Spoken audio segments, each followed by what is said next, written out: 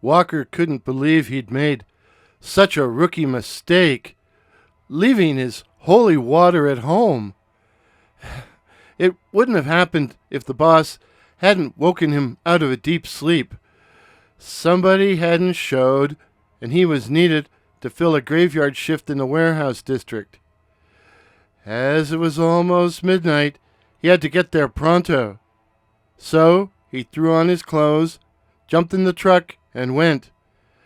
He didn't even bother to shower, and he'd forgotten his damned holy water. You never went anywhere after curfew, after dark, without your holy water because of them, the undead. Well, it was too late to do anything about it now. But Walker figured if he floored it, he should be able to make it. After all, it wasn't like there was any traffic, since everyone was under lock and key at home. The only things out were cops, emergency vehicles, and the occasional graveyard worker. In such conditions, traffic lights were optional. He was halfway to his destination and cruising the canyons of the downtown when the trouble started. Slowing at what was a busy intersection in daytime, he was ambushed. They came pouring out of the side streets, a churning mob of vampires. No, these weren't like the vampires in old books and movies.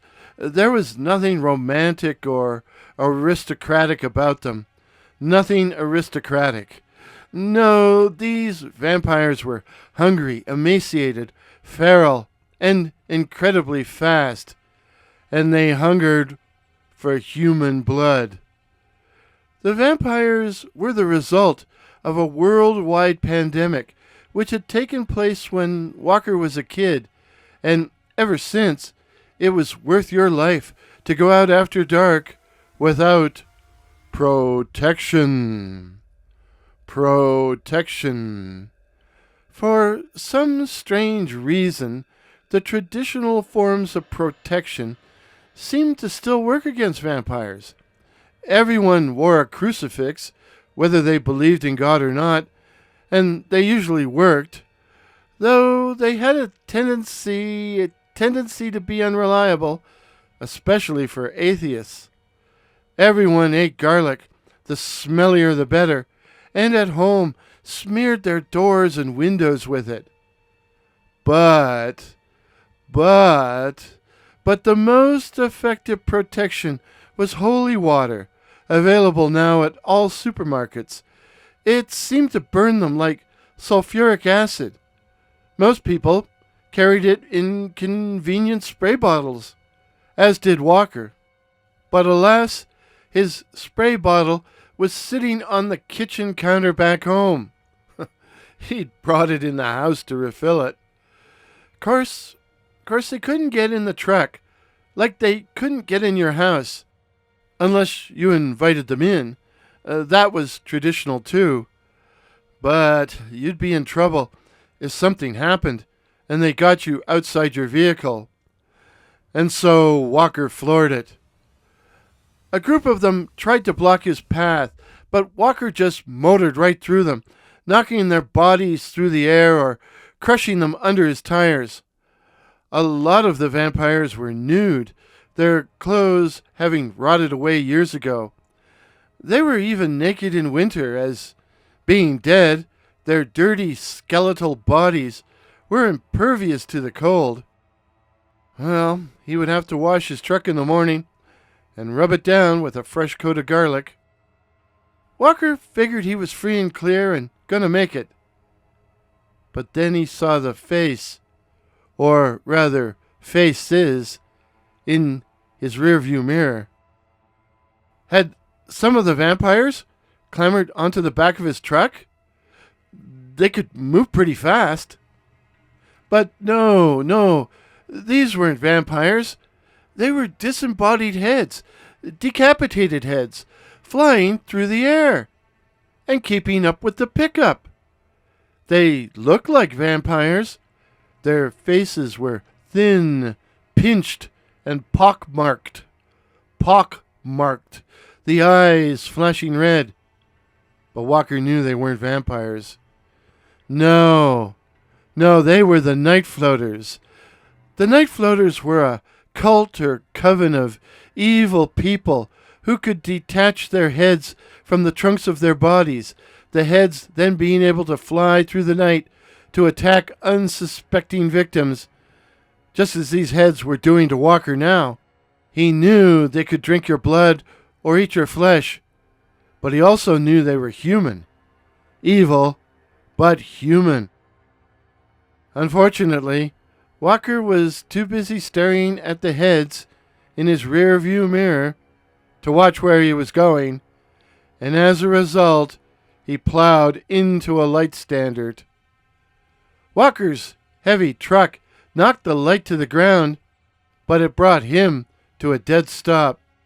As he was only 2 blocks from his destination, Walker decided to make a run for it, grabbing his Louisville Slugger, his thick wooden baseball bat, as he exited the vehicle. A baseball bat wasn't much good against vampires, but against human heads? Walker had gone about 50 feet when the first head swooped him. He didn't panic, but instead took his stance and swung the bat like he was swinging for the fences. And he knocked the head to the ground, where it rolled in the gutter. "Single!" Walker crowed, but he didn't have much time to gloat. What followed was a pitched battle between Walker and the floaters, and even though one of the heads managed to bite off part of his left ear, in the end there were 3 broken heads. 3 broken heads lying in the gutter, the rest flying away as quickly as their heads would take them. Walker stumbled towards the building, an old factory that had been converted into offices. He knew he needed medical attention. Fast. He had just reached the front door when he saw one of the flying heads peering around the corner of a nearby alley and staring towards him. If Walker had been sensible, he would have let it go and gone inside. But he wasn't sensible.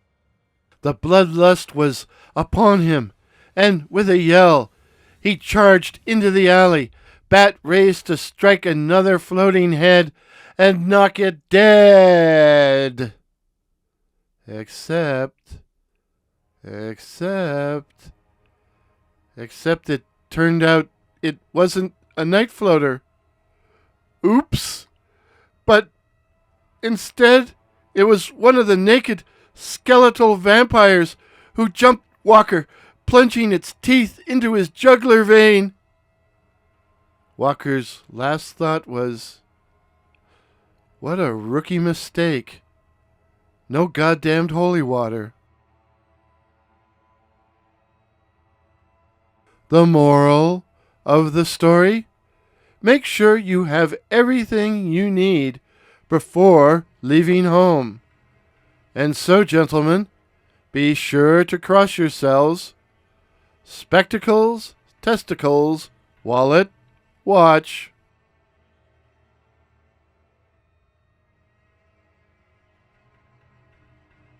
Pictures used in today's video, courtesy of Pix here, that's PX here, while the music was Unseen Horrors by that patron of the internet, Kevin MacLeod.